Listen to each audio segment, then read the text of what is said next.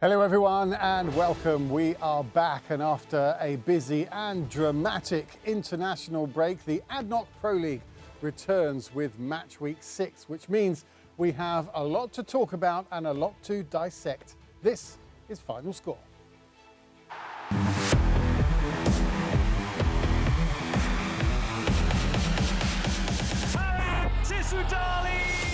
Silver goes down in the balls in the back of the net, and that shot absolutely outstanding.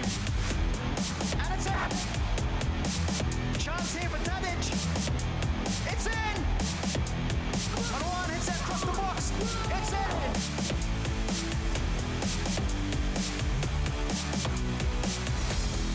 Bruno goes for goal! Igor Coronado. An opportunity comes and it's Ray Minaj! Back over the other side. The header, and it's a goal! Defleted now, Ali Salah! There's the opportunity, there's the finish. Great skills. Oh, what a finish that is. Oh, and there it is the main man.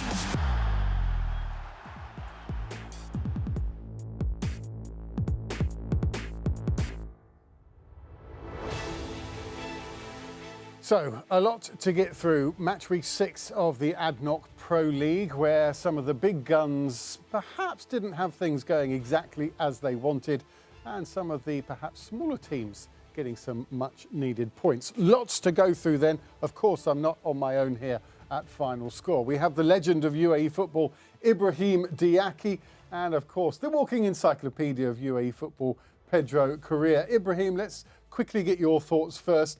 It was, as I said, dramatic international break. So getting back into club football after a week like that can be quite difficult. Yes, Graham.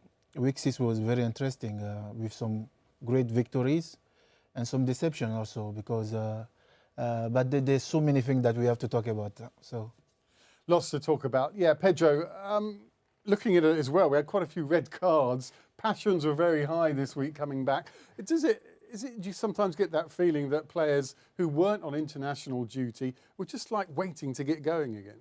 Some of them, yeah, to try to win a place in the team. 7 red cards in 7 matches, it's an interesting average. Yeah. It's not like it was a wrestling tournament or something like that, but some late tackles, different circumstances, so it's not about violence, but it's aggressiveness, and it shows also the competitiveness of the league as we speak. Yeah, it's a physical game, and we like to see it played that way. Let's take a look at some stats then before we really get into the matches here on Final Score. And let's start with, I think we're going to look at the general scores that we're going to go through. Here we are. We're going to look at Al Battay losing 3-1 to Al Wahda. Al Wahda now up to second in the league. Sharjah 2-0 at home to Dhafra. The defending champions held to a 0-0 draw. Al Jazira just getting past Dibba. Banias's woes continue. No points, but Al Ain are flying at the top of the table. Guess who scored one of those goals? Of course, it was Labba. Khorfakkan 2-1 winners away at Ajman. And in the Dubai derby, Al Wasl came away 2-1 winners at home against Al Nassr. This is how the table now looks. Al Ain have a 2-point lead at the top. Al Wahda keeping pace with them. Al Wasl, champions of 2 seasons ago. They're looking good as well this season.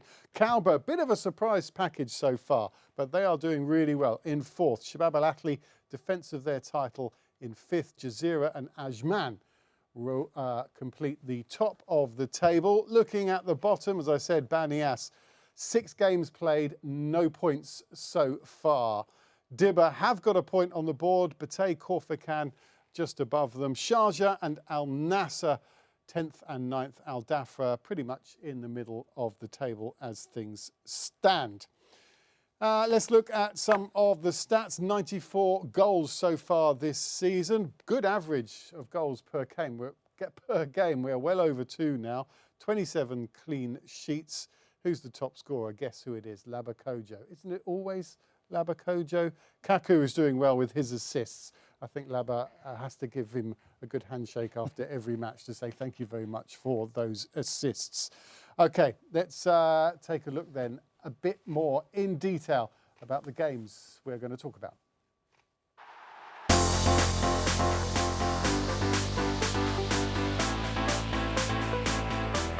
After a dramatic international break, the Adnok Pro League returned with match week 6.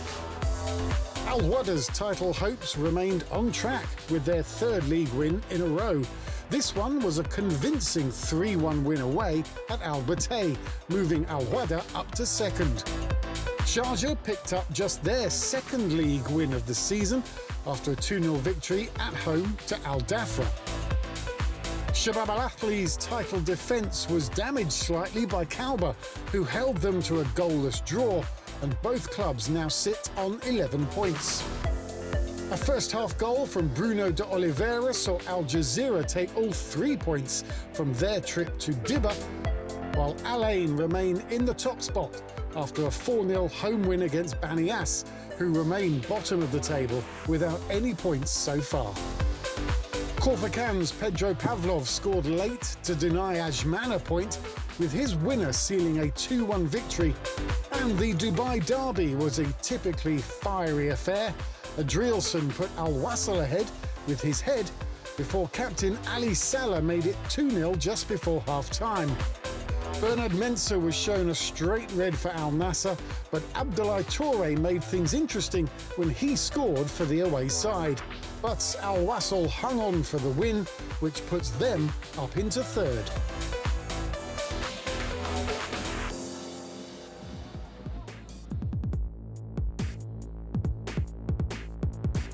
Yeah, so that's where we're going to start, with the Dubai derby. Pedro, let's start with you then. Al Wasl winning 2-1. It was a physical match, always going to be. There wasn't one of our 7 red cards was there, as we said, Bernard Mensah. For Al Wasl, this was a great win, obviously. Dubai derby, they have a terrific record against Al Nassr, but it was a lot more even, I think, than even perhaps that final score suggested.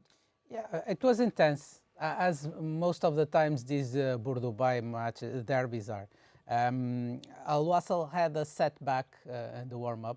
You were there, you know, Tapia could not play. And once I heard the news, I was in doubt how would Al Wasl approach the match. But Al Wasl started the match in a very good note, a very good first half for Al Wasl. If it's not the best 45 minutes of the season, they are in the mix for that. Then the red card came with Al Wasl already 2-0 up, and then in the second half, Al Nassr reacted very well. I think Al Nassr, for a certain period of time, reacted very well, but then they were already reduced to 10 men. Al Wasl also dropped back a little bit. Again, that midfield rearrangement mixed things up. That was not the game plan from the start. And eventually, if it was 11 against 11, Al Nassr could have done better. But in any case, a fair win, I would say, for Al Wasl in a very good atmosphere again in Zabil. Yeah, it's a great atmosphere at the Zabil Stadium. I was there, as you said. It was passionate is the word I will keep using for this game. Ibrahim, when we look at the 2 goals for Al Wasl, the first one was a defender crossing for a defender to finish. And then the second goal was a great finish from Ali Salah. It shows that Al Wasl have threat throughout the squad. Yes, of course. You can see that a great job has been done in the team. And the 2 goals are well prepared, I will say, because the coach, you can see that he's putting already his ideas, and the players, they start to feel more comfortable. And the way how they play compact and they play as a team, they put the pressure together, is obviously they will make this kind of result. And playing against a team like Al Nassr is not an easy thing to do, because Al Nassr, they have a great ball possession, but Al Wasl somehow could manage to try to win a lot of second balls, to try to be in the right position, and that made the difference. And they have an amazing team. They have a great squad, and I think that the fact that they're on the 3rd position now, I'm not surprised, because it's an Al Wasl that was in progression. And now I'm very proud for the game that they did against Al Nassr, because it's not easy. Yeah, Al Nassr is a difficult team to beat, and they did it in a great way. And both the goals for Al Wasl were very different ones. The first one from a corner, recycled, and then eventually headed in brilliant by Adrielson. But the second one there that we just saw, I mean, the Al Nassr goalkeeper Shambi, he's kind of self-inflicted pain, isn't it, with his clearance? But the way Al Wasl quickly turned that into a counter-attack was brilliant. I would credit a lot what Al Wasl did, because it was not just a high pressure, and the Al Wasl players were not typically closing down physically, I mean, on the Al Nassr players. But they were so well positioned, as we can see here. So it was a high pressure, but it was an organized pressure that provoked the mistake, in my opinion. And then the rest, of course, because Al Nassr was transitioning, they were caught off guard, and Al Wasl also This is the took Wasl the that advantage. we know. Like sometimes they play in good block. When they receive the ball, they play very fast. As you can see, the goal of Ali Salah there. Perfect pass and great finishing. I love the dummy by Fabio Lima as well. What brilliant awareness to know that his captain was right behind him there. But let's talk a bit about Al Nassr then. As you said, they did start the second half strongly. Abdoulaye Touré's goal was a bit out of the blue, but nothing they didn't deserve. Those first minutes of the second half, they reacted because I think Al Nassr. I felt watching the match that Al Nassr in the first half was a little bit puzzled by Al Wasl's attitude, aggressiveness, the pressure that Al Wasl deployed, and I felt like Al Nassr was a little bit puzzled, trying to find their feet. And then in the beginning of the second half, they were hurt. 2-0 down, 1 man down. And they came back with a different shape, with a different attitude. Of course, all they would have left to do was try to defend well and try to go on the counter-attack to do what they did, to score 1 goal, eventually the second. But then by the middle of the second half, they lacked a little bit more, I think, the physicality also to do that. They finished again the match, but already, more with the heart than with the head. But again, credits on them because they tried. They did not run away from the match in the second half, even though they were reduced to 10 men. But it was complicated. They're certainly trying, Al Nassr. But they started with 2 wins in the league, which was terrific. Since then, they haven't won a game. Yeah, you can see that there is a slight regression there. The Al Nassr that we know is a very confident team who goes always to try to win the games. But if you check the statistic gram, which is very strange, I saw that 73% was for Al Wasl and 26% ball possession for Al Nassr, which is very strange because normally we all know that Al Nassr has one of the best great ball possession in the league, and which shows that Al Wasl was completely in charge. They were in control of the game from side to side, from the back to the front. So that's why they could do this result. And I feel like with the squad that Al Nassr has, it will be better for them to play more as a team and to fight more, because that result against Al Wasl, of course, because it's the derby first, but second, if they keep doing like this, having a very low ball possession, and for the next game, it might be a problem. Yeah. Okay, let's move on then. Al Wasl getting that Derby Day win, moving them up closer, but the runaway leaders at the moment, not runaway, but certainly seemingly unstoppable at the moment, is Al Ain. They were at beleaguered Banias, who have no points at all so far this season. And Al Ain, well, they showed why they are top of the table. The Rahimi brothers both got a goal in the game, as did Kaku.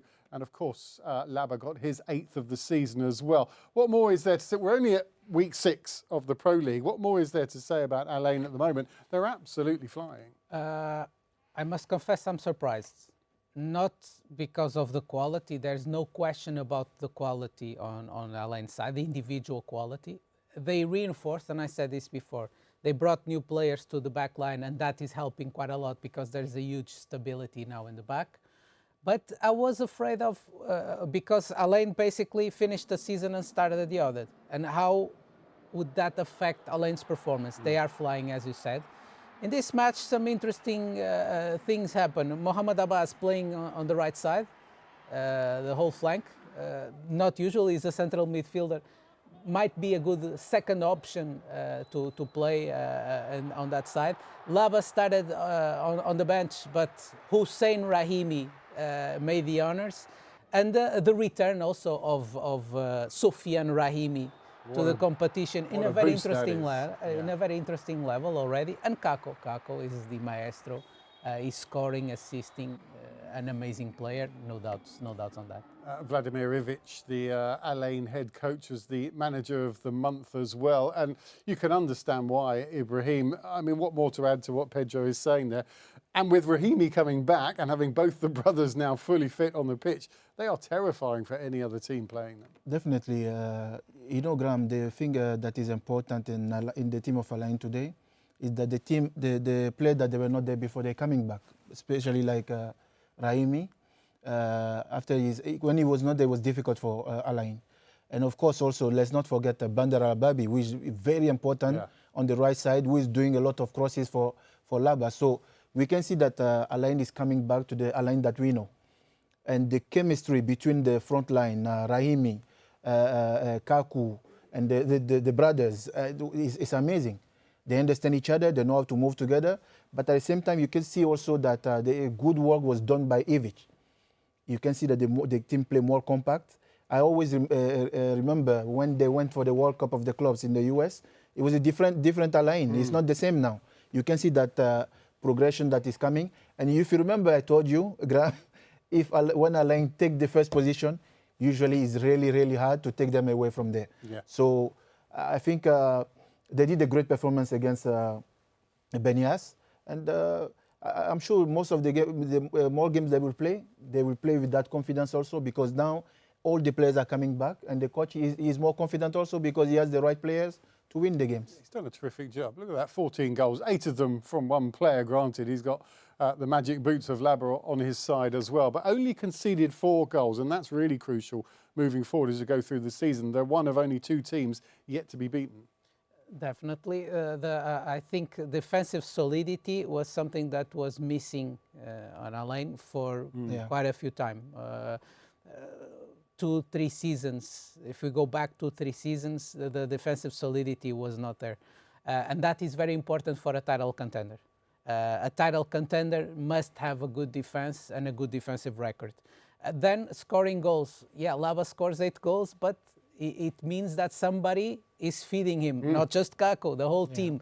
It's an interesting structure also, the way he plays, with 3 in the back, 3-5-2 most of the times, Coach Vladimir Ivic. It's not a very, let's say, normal system in the Adnok Pro League. It's not a system that is mostly used, but it's working perfectly for Al-Ain, so they are doing very well. Quick word about Banias, Ibrahim. There's not much positivity around the Banias Stadium at the moment. What can they do to get out of this situation? What's going wrong? It's a bit disappointing, but because the Banias that I know, when I used to play, is not the team you want to play against, because it's the team that was very well organized and they have character, they have personality. But seeing them today struggling from the beginning of the season, 6 games, no wins. It's strange to see Benias being in that situation. But if you remember also, I said, I feel like it's more from the players. They need to give more. They need to fight more.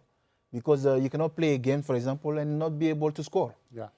And we spoke about it last time. Niakate, great striker, very strong one. He cannot receive any ball. And the midfielder, they need to make more effort. And in the defense side also, they need to make more effort. But I feel like one of the main problems right now of Benias is that because when the team is not doing well, sometimes there's some players who want to make the difference to show that I am the one who will save the team. It doesn't work like that. Yeah. You have to be a team. You have to work together. Difficult moment sometimes will pass. But to make it pass, you have to work harder. I think they have quality. They have players. Yeah. But the mentality, the character, the personality need to be more. They certainly have the manager as well, Daniel Asayla, coming back. Just before we move on, Pedro, I just want to go back to Kaku for just for a second. He's got 4 assists so far this season. As you said, he's not the only person in the Al-Ain team that can provide. But why is he having such a good start to the season himself? What's happened around him that is allowing him now to be so influential? I believe that a player like Kako, a creative player, mostly an offensive player, when he feels like he has his back covered, he can show up in the match and decide the match and be the player who can not only assist, He's amazing in the assists. He has a great vision, but can create because many times it was not the case in this match. A very early goal for Alain unblocked the resistance of Banias. But sometimes in these matches where Alain has the upper hand and is playing, dominating, you need a player like Kako to find the spaces where they don't exist most of the times. I want to see, for example, when Alain plays against Calva, a team like Calva, how they will unblock the game. It will be very interesting to see. So Kako is that type of player that has a 360 vision on the pitch and can find anyone, anywhere, and he makes the difference clearly. It has been consistently the king of the assists for Alain. He has so many style of... I was playmaker also, so I understand a bit. And he's very comfortable technically also with the ball. As Pedro mentioned, great vision. And he's giving that volume to the Alain offensive line. And what a great goal that he scored there. You can see from the technique and the way how he plays the ball in the corner, in that corner. I think him being there, as if you remember, Alain one moment was struggling because I was always saying that Kaku was playing more on the left side. Yeah. But sometimes you can see that he come into the middle. He can or give the through passes or call the ball in front. And he's giving that volume for Alain offensive line that is very beneficial for Alain. Also, he was, I mean, they're teammates, but he was kind of benefiting from Rahimi not being there for a while as well, wasn't he? He was filling in that role. With the two of them now playing together, is that double bad news for the opposition, or do they have to work out a way to sort of combine with each other better? No, they will have to adapt. Of course, different players always bring something different to the team. But I think mostly you will have more options now because there is Laba, of course, usually he would be the main striker. But there's also Hussein Rahimi, who is already proving a point he can score. He can somehow fill in Laba's boots. And now it's Sofiane. Also different options in terms of a long ball into the back of the defense, different styles to approach the defensive line of the opponent. I think right now Alain is looking very good, but again, it's easy to be impressed with their offensive performance. I still look to the defensive side. They are solid, and that brings confidence to the team to play, for the creative players to be free on the pitch and to do what they do best. Okay, let's move on then. If Alain have certainly set out their stall to be title contenders, Al Wahda as well are right up there. They are the other team in the league yet to be beaten so far this season, and they got another good win on the road at Al Batay. 3-1 Al Wahda winning this one, moving them up to second in the table, 2 points behind Alain. They're I don't want to say quietly impressive, Al Wahda. Alain seems to be a bit more flashy at the moment, but Al Wahda are just not grinding out the results even. They're sort of comfortably getting the 3 points they need every week. You know, Graham, if you remember, I say Al Wahda is one of the teams that the consistency is always there. When every game they play, they fight for the 3 points. And sometimes they might not make a great game, but they will come for that victory. But what I like, I will say the same thing also, as I said about Alain front line. There is this chemistry between Tadic, Facundo, and Krebin. Yeah. The way how they organize the offensive line of Al Wahda is really impressive. And as I say, until now, I still don't see the finisher that Al Wahda need. So, but you can see with the three players, the way how they move in the front line, they still can make the difference. And I think that's working perfectly for Al Wahda. It was Tadic with that lovely little lob, the second goal. Pimenta got the first one. Own goal from Keita Dini did get one back for Al Batay. But yeah, as Ibrahim is saying there, Pojo, if Al Wahda do add another striker to their team, they're going to be devastated. A different striker, I would say. I agree with what Ibrahim is saying since the beginning. I think they just missed probably a striker with different characteristics from the ones they have. Because in this case, and rightfully so, because they are a very organized side, very efficient side in their game plan, and they were 2-0 up. So, okay, 2-0 up, the match is already unblocked, then they can drop a little bit the lines, wait for the opponent to make a mistake, eventually score the third. So things will happen naturally. Whenever Al Wahda has the space, they are extremely dangerous. The problem is, once they don't have the space, and I look back at their match at Calva, and then we'll talk about Calva with Shabab Al Ahly, then it's where I feel like they need that player that has different characteristics, a more aerial, more physical presence in the box, to give a fight to the central defenders, to stretch the team, to push the opponent a little bit more towards their own goal, and to open more gaps, more pockets of space for those attacking midfielders to play, because they are amazing. Tadic being truly amazing at the moment. Isn't he fantastic, Ibrahim?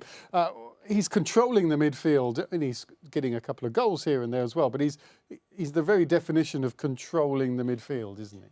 Of course, with the type of player he has the quality to organize the team, to give the balls. But what I like most about Tadic is the accuracy of his passes. You know, he always tries to find in the front Facundo or Krebin. But as I say, the chemistry between the three players is really something to be noticed. And he has great left leg, technique, perfect technique. And of course, he's showing a bit his leadership in the team, and which is very important because he played before in Ajax Amsterdam. He had a lot of experience. So when he's putting that into the team, you can see it. And but what I like also, I would like to talk about Al Wahda again.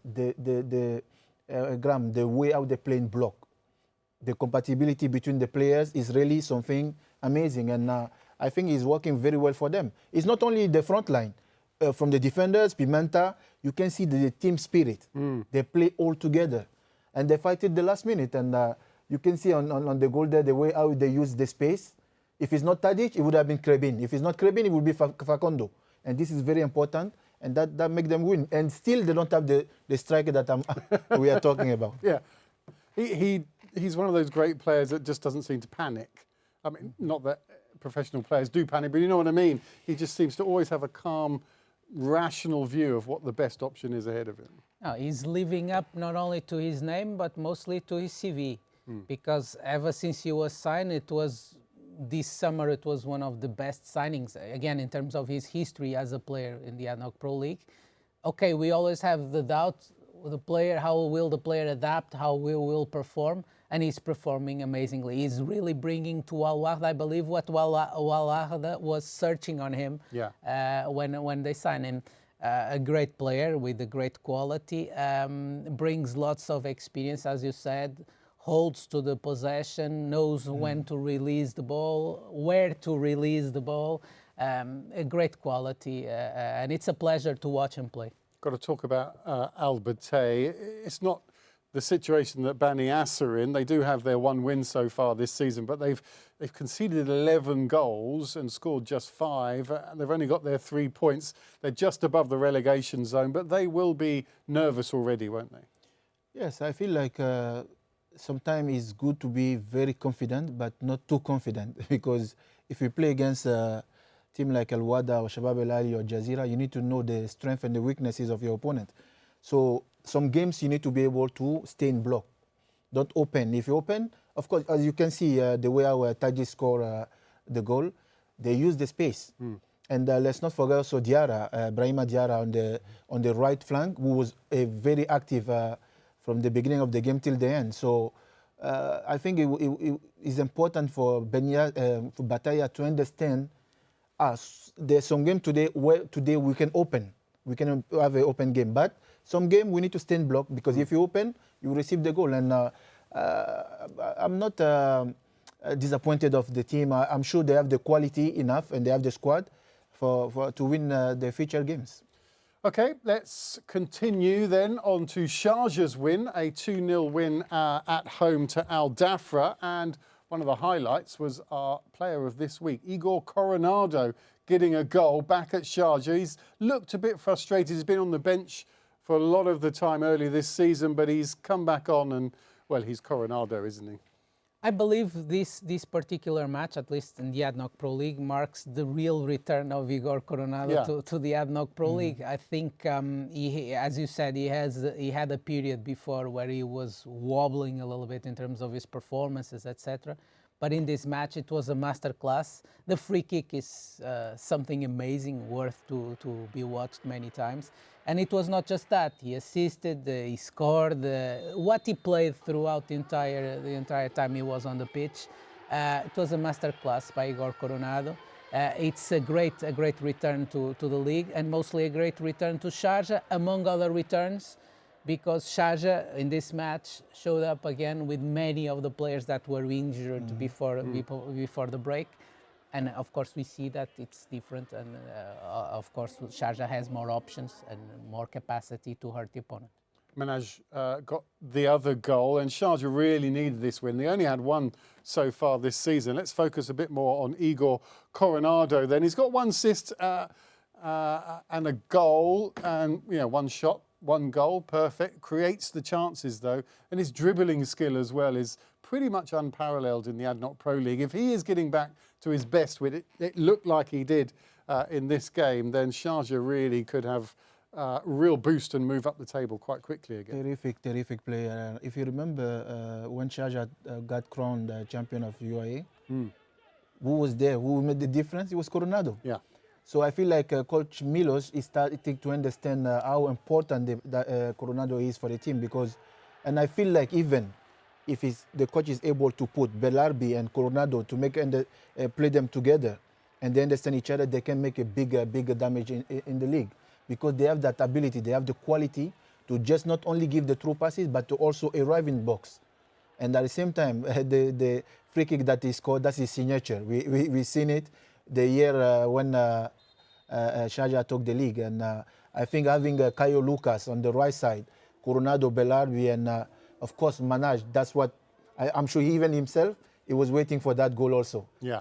It was important for him to now we can see that step by step Sharjah is coming back to the level that we knew. And you see, Graham, the presence of a striker like Ray Manaj, because we were talking about Wahda before, and in the sequence, he scored in this goal, so he did what usually is required for a striker to do, but also his presence. Even if he would not have scored, his presence on the pitch helps the team a lot, because it will fixate one or two central defenders. They will need to be worried with him, with his movements inside the box, and that will allow the attacking midfielders to have more space, to find the pockets of space, and to deploy the attacking plays they need to score. So it's the importance, also the role of a striker besides the goal scoring tasks, the role of a striker on the pitch. I think Ray Manaj in this match also showed up how important it is. Let's not forget Milos Milojevic, former Al Wasl manager, has come over to Sharjah. It takes a while. He was so entrenched and important to Al Wasl's success. It takes a while to get used to a new club, a new environment, new players. I think maybe now things are starting to come together and his tactics are starting to show through. Yeah, of course. You can see the difference there when the way we started and now. It's a different team now, because he's starting to understand exactly the play that he needs to make the difference. And they have a great squad. They have a great team. As I said before, that combination and connection between the front line is something to be really to take serious, because they have a really strong front line. And of course, as I said, it's very important, the goal that Manaj scored, for his confidence, because Sharjah needed it and he himself also needed it. So I feel like the next coming games will be Sharjah will feel more comfortable, because of course Milos is starting now. He's a great coach, because he's a great tactician. With the squad that he has, I think it will make a big difference in the coming games. For Al Dhafra, Pedro, they're no slouches, they're no pushover at all. They've won 3. This is only their 3rd defeat of the season. They perhaps will be unhappy they concede too many goals, but attacking-wise, they're always very positive.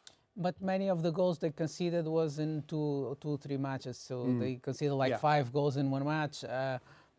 For me, a pleasant surprise. Also in this match, let us not forget they got reduced to 10 men around minute 30 something. So of course that makes a difference when you are playing against a title contender, regardless of the position on the table. I still consider Sharjah to be a title contender, at least at this stage in the season. And very brave, a very positive approach to the game. Al Dhafra, home and away, in this case in Sharjah, they played with courage. So all to praise. They have some very interesting players individually. I still mention every week Jobson, number 9, the midfielder. For me, is one of the players that I'm most impressed with this season in the Adnok Pro League. And it's mostly a pleasure to watch Dhafra. Not a team at all that shies away from attacking. No, they go up front and they try to score goals. They try to play. So mabruk to them. Congratulations. Yeah, they'll do fine. It was just a bad night for them on the night. Let's move on. Kalba and Shabab Al Ahli, the defending league champions, they drew 0-0. Both teams have exactly the same record so far this season now. 3 wins, 2 draws, 1 defeat. I suppose this result just reflects that. Yeah, 4 goals scored and only 1 conceded. So a defensive record that is amazing, but an offensive record that is not coherent with a title contender. They lost Sardar, Shabab Al Ahli, so that is a big problem. I feel like we must credit to Kalba, because I think defensively is one of the best teams in the league. They are amazing defensively. They defend well. They defend, of course, in numbers, and also with a good goalkeeper, by the way, Sultan, many times saving the day. But they defend well. They defend compact. They defend deep, and they are very dangerous in the counter-attack. So their intention is very clear. They are not just there waiting. No, they are waiting for an opportunity to go on the counter. In this match, I feel like Shabab Al Ahli would have to be more, to provide more width when they are in the attacking process, because they go inside a lot. I know that they are not the type of team who likes to take many crosses. They like to go inside, but I felt like they needed to stretch the game a little bit more, and mostly to stretch Kalba's defensive line. They missed Sardar, and they will be missing Sardar. Yeah. They are promoting Sultan Adel as an option, and I think he can be a good option. And I feel like also Shabab needs to be a little bit quicker moving the ball around at times, to trying to find the spaces with more creativity, etc. And the rest aside from that, Kalba defensively perfect. Yeah, concur, Ibrahim. It's Kalba really. Their defence is just so well organised. Impressive team. Since the beginning of the season, they were struggling a bit, but you can see a progression into the team, and it's a team that I respect a lot. It's not easy to beat Kalba. If you remember, I said every time you play against them, they're coming for that 3-point. And you could see, Graham, I have played so many times against Shabab Al Ahli. It's one of the toughest team and difficult team to beat. And that actually, as Pedro said, is a good result for Kalba, because they have the squad, they have the players to make a difference anytime at any moment. So, but the organization of Kalba is something that you need to be really to give credit to. And look at the block. They play together, they go up together, and they come back together from the defense line, the midfielders, and the strikers. And that's something that is amazing. And there's another interesting strategy from Kalba's coach that sometimes he uses that I find interesting, because sometimes Monghanlu, the striker, at times, he defends as a right winger, and Kalba puts Seko Baba up front as not as a striker in this case, as a central forward. I think it's a breakaway strategy to break on the counter whenever they get the ball, because Seko Baba is faster than Monghanlu, of course, and to try to quickly make the transition and eventually score. It's a strategy that every now and then happens throughout the match.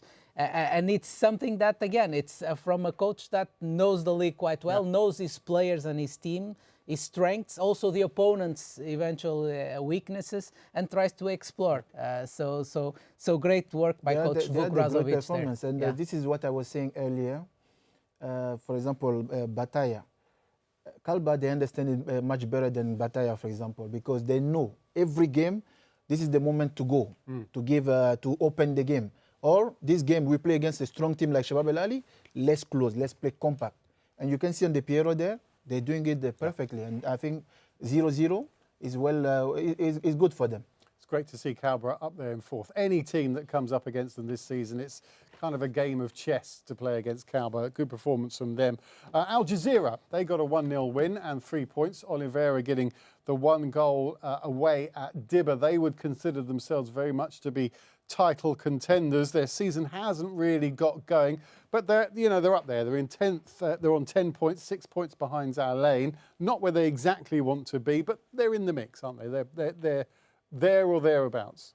Yes, and this match, Graham, for me, for Jazira, means more than the 3 points they got, because under the circumstances against Dibba, I'm a bit sorry for them and heartbroken, because they fight, they play, they try, they have the quality, again, much more quality than other newly promoted sides to the Adenok Pro League in previous seasons, but they are always coming a bit short here and there. But Jazira, getting back to Jazira, an interesting first half where they played what it's expected for Jazira to play. They lost a player, they got reduced to 10 men, and they managed to play the second half with good organization, but mostly a very interesting attitude on my side. So this is the kind of matches that, in terms of morale, in terms of the psychology of the team, can boost them, can propel them, and we all, the neutrals, of course, we all hope that Jazira moves up on the table. That can makes them fight for different objectives and to do better than what they were doing before. It's interesting, Ibrahim, what Pedro is saying about Dibba there. I think even the head coach after the game said, we tried everything. We threw the kitchen sink at Al Jazira, but just nothing would go in the goal. And that has been really the problem for Dibba. There's no lack of intent, and there's no lack of trying. It just nothing's going their way. Yeah, first of all, I would like to come back on that strategic win of Jazira, because it was important for Jazira to get that 3 points. And then coming back to Dibba, it's impressive how they play. They fight 90 minutes, and the way how they play is really surprising.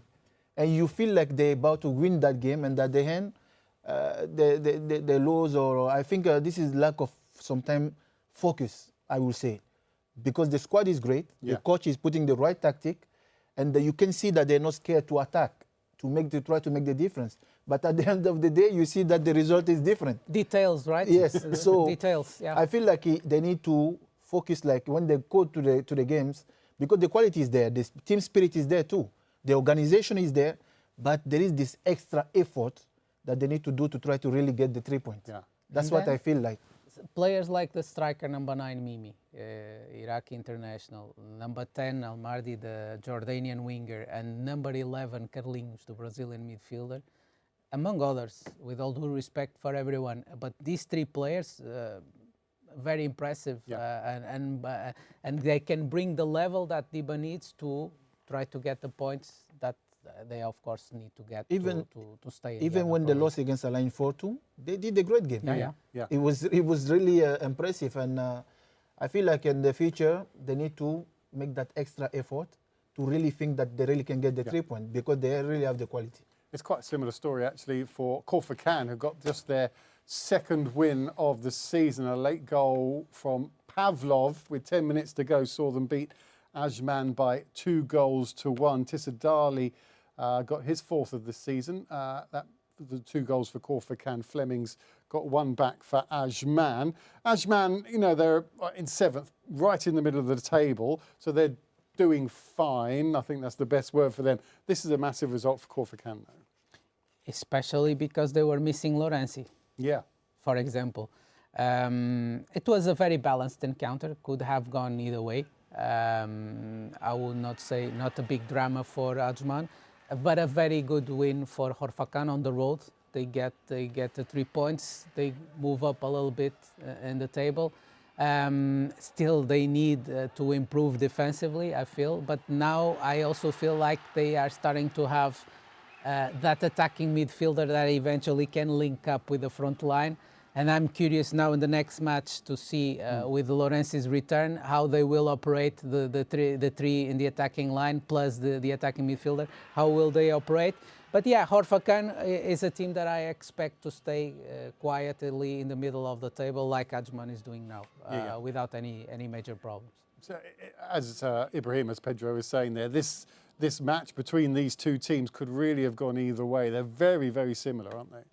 Two very respectable teams in the Adnok Pro League, and that result of Khorfakkan there was important too, because you could see that one moment Khorfakkan was struggling a bit. So this win will give them more confidence for the future games. And I think beating Ajman is not an easy task. But of course, they're kind of similar kind of tactic or way of playing, because the chemistry also in the front line between the players of Khorfakkan, they really they're very dangerous. Every game they go, they don't hold back. Yeah, they're coming for that win, and they give everything.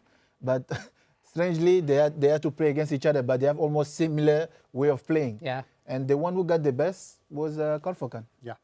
Okay, so good 3 points for Khorfakkan. Let's take a look at our lineup of the week then, who we think really are the best players. That if we were going to do an amalgamation, our best team of the week, this is who we think we'd be putting out onto the pitch. We've talked about most of these players tonight, so they've obviously all made an impression. Mateus we haven't really talked about for Shabab Al Ahly. Abdoulaye Touré gets in there because he got that goal for Al Nassr as well. Adrielson really was a terrific header from a defender. He's fantastic, isn't he? Anybody else there that Ali Kassif, we haven't mentioned him.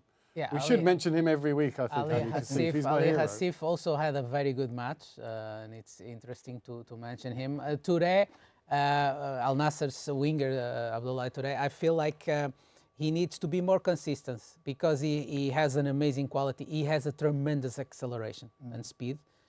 Probably one of the fastest players in the Adnok Pro League. He just needs to be more consistent in his performance, and he will be a very important player for any team in the Adnok Pro League. Mateus, as you said, a young man coming through in Shabab Al Ahly, and of course also Pavlov and Tissoudali for Khorfakkan and that famous away win. As I said, and again I repeat, Tissoudali is not just the goals he's scoring, is also the work he does for Khorfakkan up front. He's the first defender of the team, a tremendous competitor, a very interesting player Khorfakkan has there. Okay. Adrielson, I think Adrielson also. Yeah. He reinforced the defense line of Al Wasl. And of course also we see a change also in Al Wasl game through Ali Salah on the right wing. He's taking a lot of time the ball to try to go 1v1 and making some crosses. I think that's making the difference. There, I think Raimi would not be one of the Raimi. You can put one there. Of the Raimi. Yes, because both they did a great game last week. Yeah. Now, Diaki now said something. Ali Salah on the right side, it's interesting because he has been playing mostly on the left, and now sometimes he moves to the right and brings a different dynamic, a different flavor to Al Wasl. I agree with you, yeah. And he scored from the left in this match as well. Okay, let's move on, because there is AFC Champions League action as well, with UAE teams involved. Wahda playing this week, Sharjah playing. Wahda are playing Duhail from Qatar. Sharjah at home, they are playing Traktor from Iran, of course. Shabab Al Ahly back in action against Nasaf from Uzbekistan. And also we have Al Wasl playing in the AFC Champions League 2. They are away in Bahrain against Al Muharraq. None of these teams, UAE teams, have been beaten so far in Asia. It's just fantastic start for everybody. It's a good start, and in the elite, the teams are in a good position to continue in the competition for the next stage. Of course, we still have some rounds to play. And in the second competition, in the AFC Champions League 2, I feel like Al Wasl is a candidate to win the competition. Not that the teams in the elite cannot be involved in the mix of the competitors for the title, but I think Al Wasl is a candidate on the League 2. If you look at the Champions League elite table, there's 12 teams in the way it's been sort of the new look Champions League elite, and the 3 UAE teams are in 3rd, 4th and 5th at the moment. They're really representing the UAE well. But this is, I'm not surprised at all. I think the level of the Adnok Pro League today allow our team to do well in the Asian, and I believe that we have a strong team enough to represent the country, and I trust all the teams there, and I'm sure we will do a good result within this week. Okay. That's it. Thank you very much, gentlemen. Thank you to Ibrahim. Thank you to Pedro. It's going to be President's Cup action next weekend, and then the Adnok Pro League will be back the week after that. But from everybody here at Abu Dhabi Sports and Final Score, good night.